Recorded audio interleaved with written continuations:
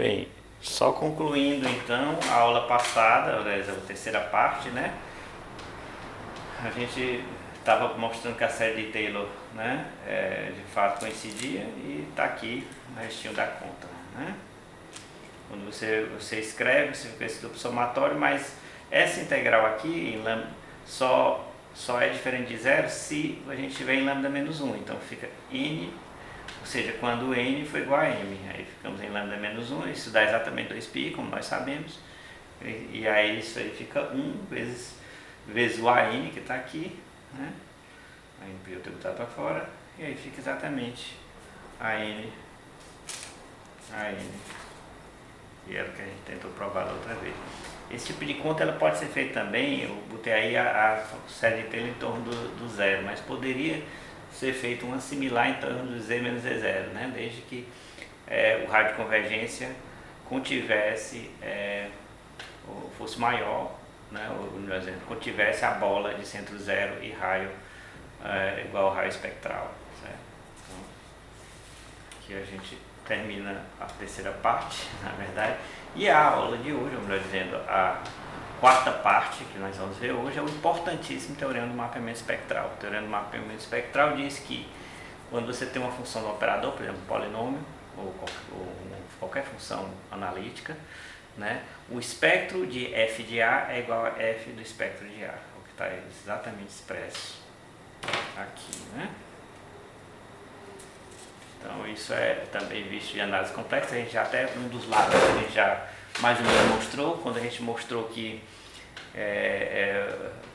aquele limite, não sei o que, né, que o raio espectral em Lin sup de raiz enésima de A, norma de A elevada a norma de AN, né, esse Lin sup era um limite, a gente usou um argumento que a gente vai usar aqui de novo, de um dos lados dessa prova aqui, certo? Então vamos logo provar. Eu descobri que minha câmera ela só grava até 30 minutos, né, dela mesma. Eu não tem como gravar mais porque o arquivo máximo que ela gera é 4 GB, né? Então mesmo na resolução menor ela é assim. Então, mas 30 minutos é bastante. Dá pra gente. É mais ou menos, é bom que vai ser no nosso formato de pedaços de aula até quanto durar a pandemia, né? Ok, vamos lá.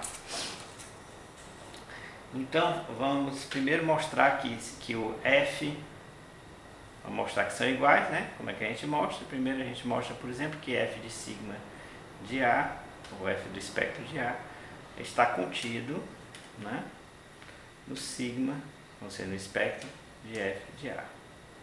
Então vamos pegar, seja lambda, pertencente exatamente a sigma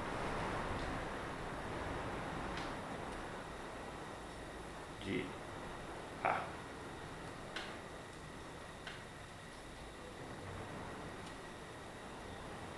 Certo? Então, se lambda né?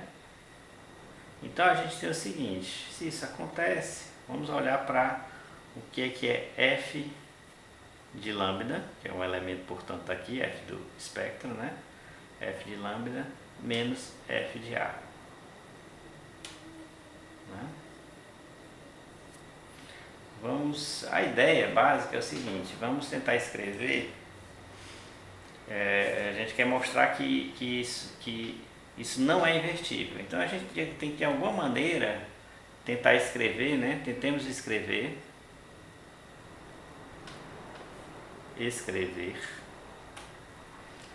isso em termos de lambda i menos A vezes uma certa, né, g de A. Bem, essa g de A a gente sabe que vai comutar pelo teorema anterior, a gente sabe que as funções de operador comutam entre si no mesmo operador, né? Se você tem um A, um g de A, um f de A, um g de A e outra qualquer, essas coisas elas comutam entre si. Então lambda i menos A vai comutar com g de A, e aí se o lambda está no espectro, significa que isso aqui falhou em ser invertível ou em ser sobre. Então o conjunto vai falhar em ser injetível e ser sobre, portanto o f lambda vai estar no espectro de f de A. Essa é a ideia, né? Então vamos tentar escrever dessa maneira. Aí é aquela coisa bem típica de análise, né? Passa para o lado de cá, né? Então, como é que seria uma tal G, né? Veja, o homomorfismo que a gente provou no teorema anterior, que é o teorema do cálculo funcional, ele faz com que o que a gente fizer com as funções, a gente faz do outro lado. E o que a gente faz do outro lado, a gente faz com as funções, né? Em termos de somas e produtos, etc. Ou seja, se isso fosse uma função, se aqui no lugar de A houvesse Z, né? F de lambda menos F de Z, lambda I menos A vezes G de Z. Quem teria que ser G de Z? G de Z teria que ser, onde Z fosse diferente de lambda, seria F lambda menos F de Z dividido por lambda menos Z, certo? Então, vamos definamos uma G holomorfa, né, com o mesmo domínio desse povo aí todo, em uma vizinhança do espectro de A, saiu ruim o NH, vizinhança de sigma de A pelo seguinte, a coisa natural, né? Passa para o lado de cá, então fica F de lambda menos F de Z dividido por lambda menos Z. Então, G de Z é isso. Isso quando Z for diferente de lambda. E quando Z for igual a lambda? Bem, só pode ser uma coisa, que seria F' de lambda, caso Z seja igual a lambda. Né? Veja que lambda está no espectro, né? E, portanto, eu preciso realmente que F esteja definido nos elementos do espectro, né? Isso é fundamental. Que seja, esteja definido na vizinhança, ok? Então vamos prosseguir, os recursos aqui são interessantes, né? Vai aparecer tudo na câmera, na imagem da câmera. Vamos fazer assim, depois vou subindo. Fantástico, né? A tecnologia é uma coisa incrível mesmo. Então, o que acontece? Veja, esse limite, ele realmente existe, né? Aliás, eu botei F', deixa eu ver se está certinho aqui, né? Quando o lambda tende a Z, isso vai para a derivada, né? É isso aí mesmo, né? Quem está... Deixa eu ver se está certo aqui, se é mais ou é menos, como é que é a história. Sim, está tudo certo, porque na pior das hipóteses, seja o que for, troca o sinal aqui, troca aqui, dá o F' mesmo, né? Ou seja, quando, no caso aqui para Z, diferente de lambda. Então se eu boto Z para I para lambda, veja que está trocado aqui em cima também, né? Os dois lados trocam, então fica F de Z menos F de lambda, Z menos lambda, né? Isso vai para a derivada, então tá beleza, né? Então a gente sabe que essa G, sem isso, ela já teria uma singularidade removível, né? O limite é exatamente F' de lambda, né? Isso implica, né? Temos que G é holomorfa da teoria de análise complexa, né? Por quê? Porque ela é holomorfa fora e aqui ela é limitada. É holomorfa se Z é diferente de lambda. E o que é mais? E existe o limite quando Z tende a lambda de G de Z, e ele é exatamente F' de lambda. Então, portanto, ela é contínua, né, em lambda, né? Então isso implica que G é uma função holomorfa, né? Bem, se ela é holomorfa, né, numa vizinhança do espectro, etc., o que é a conclusão que a gente chega? Então está bem definido. Então a gente usa o cálculo funcional. Pelo cálculo funcional,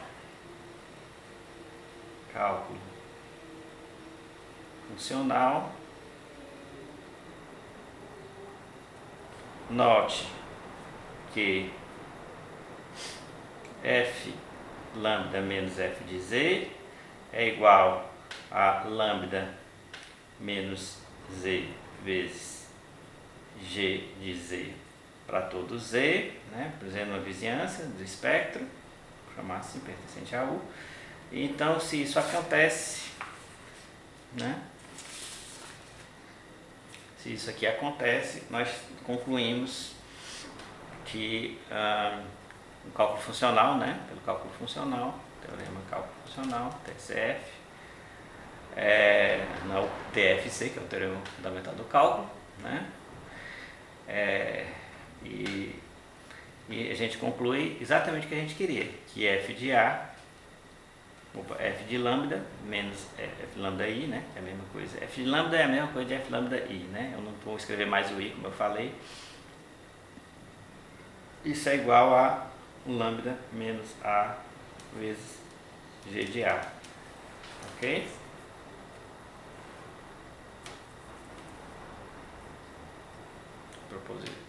Então, se isso acontece, olha, mas isso também é igual a G de A vezes lambda menos A, também pelo cálculo funcional, certo? Então, lambda pertencente ao espectro de A implica em duas alternativas, ou pode ser até as duas, não são excludentes as alternativas.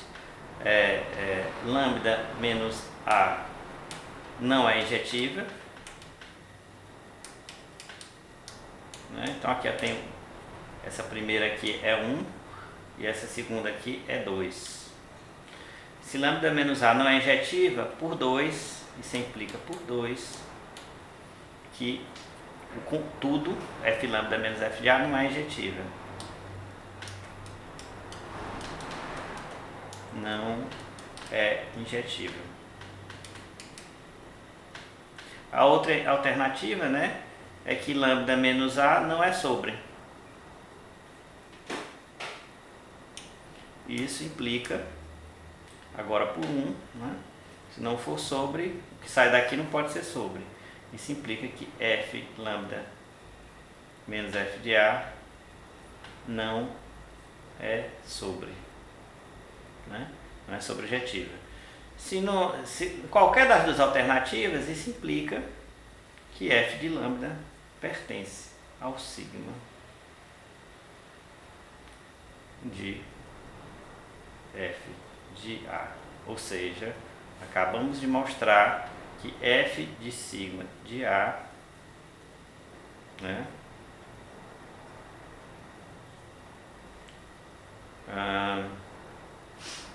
está contido, né, está contido em sigma de f de A. Mostramos uma parte, temos que mostrar a outra, certo? Vou deixar aqui para vocês verem. Ok? Então vamos mostrar agora o restante, né? Tá aqui para cima. Bem, no restante a gente tem o seguinte. O restante é um pouco mais delicado, né? Agora a gente vai mostrar que sigma de f, isso, a gente vai mostrar que sigma de f de A está contido em f de sigma de A, ok? A gente mostrou antes que f de sigma de A está contido, agora vai mostrar a outra. Aqui é um pouco mais delicado pelo seguinte, a gente está pegando sigma de f de A, certo? A gente tem que mostrar que existe alguém no espectro que o f dele, né? Ou seja, que ele é o f de alguém do espectro, né? Então não necessariamente todo mundo sigma de f de A, quando você pega alguém no sigma de f de A, você tem as pré-imagens de um ponto. Nem todas as pré-imagens, né? Por exemplo, se você tiver, deixa eu ver como é que eu poderia dizer, o A ao quadrado, você pega uma matriz 2×2, né? A identidade, ela é o quadrado da inversão, né? Que você pega a inversão duas vezes da identidade, né? A inversão é tipo o espelho, por exemplo, né? O espelho deixa o plano do espelho fixo e troca, né? O que está na frente vai para trás do espelho, né? Então quando se você iterar essa aplicação, isso dá identidade, né? Então essa aplicação tem como autovalores 1 e menos 1. A identidade tem autovalores só 1. Então significa, por exemplo, que quando você pega o 1, né, nem todas as raízes quadradas possíveis de 1, né, as positivas e as negativas, elas vão estar no espectro do original, certo? Então o que acontece é isso: se eu pego alguém no F de A, eu garanto que tem alguém da pré-imagem ali que está no espectro de A, certo? Então vamos lá. Então seja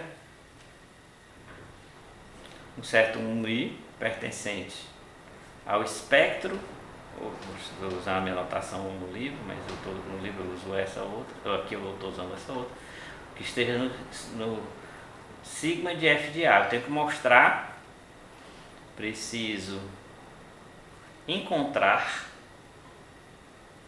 um lambda, né, pertencente ao sigma de A, tal que f de lambda seja igual a μ. Ou pelo menos eu tenho que mostrar que existe.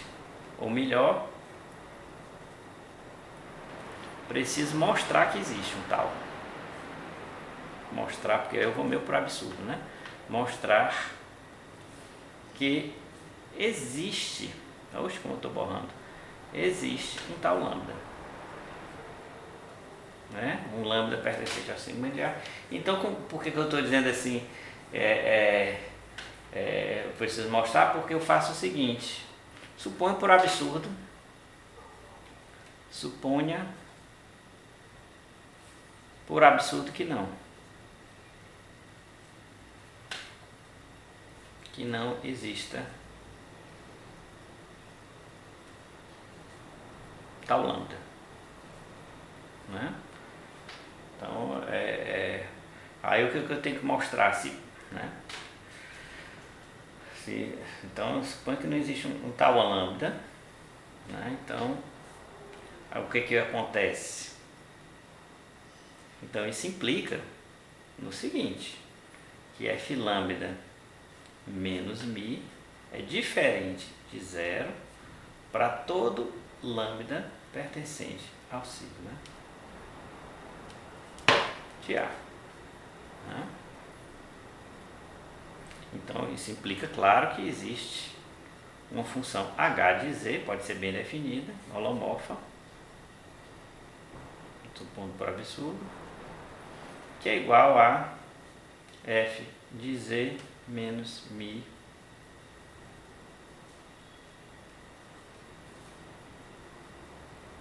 a menos 1. Né? Vamos chamar, então.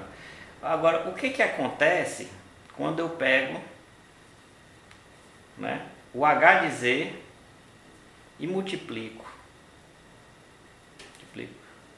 o h de isso, e multiplico por f de z menos μ, né? Isso é claro, é igual a 1, né? Ou seja, se existe esse hz bem definido, tarará, holomorfa em vizinhança de sigma de A, né? Então eu posso definir, eu tenho que, isso aqui acontece pelo teorema do cálculo funcional, novamente. Isso implica que h de A vezes f de A menos μ, ou μ menos f de A, mas vou botar mesmo assim, f de A menos μ, tanto faz, porque tanto faz dizer μ menos A invertido como A menos I invertido, dá no mesmo. Isso aqui dá igual a identidade, né? Como sempre eu estou omitindo o I, quando tem assim, menos μ é μ, identidade, claro que eu estou trabalhando aqui no espaço de operadores, então aqui é a identidade, né?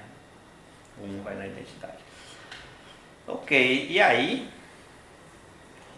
o que acontece? Se isso é verdade, opa, isso aqui também é igual a f de A menos μ vezes h de A. Ora, onde é que eu tirei? O μ pertence ao espectro de A. Se o Mi pertencer ao espectro de A, significa que FA menos Mi não é invertível, né? Ou seja, aqui eu acabei de descobrir que Mi menos F de A, só eu inverter, botar os sinais aí trocados, que eu nunca estou muito interessado, existe. Né? Existe porque a identidade injetiva é sobre. Se a identidade injetiva é sobre, significa que nesse produto o primeiro tem que ser injetivo e o segundo tem que ser sobre. Mas só que eu inverto aqui, né? É comutativo. Né? Então automaticamente eu acabei de descobrir que existe a inversa. Mas isso é uma contradição, né? Eu estou no espaço de Banach, isso chega a uma contradição, pois Banach, pois existia a inversa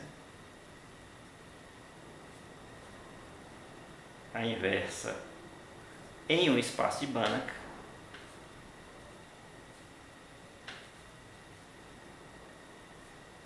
já nos dá o que implica que a inversa é contínua.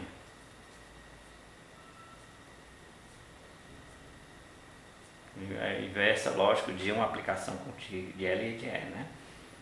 Contínua. E aí já chegamos à contradição, porque isso implicaria que Mi não pertenceria ao espectro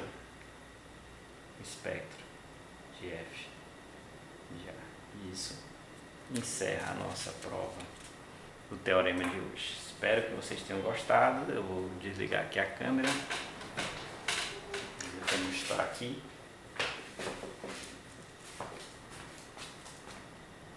Em 10 minutos, foi bom, né?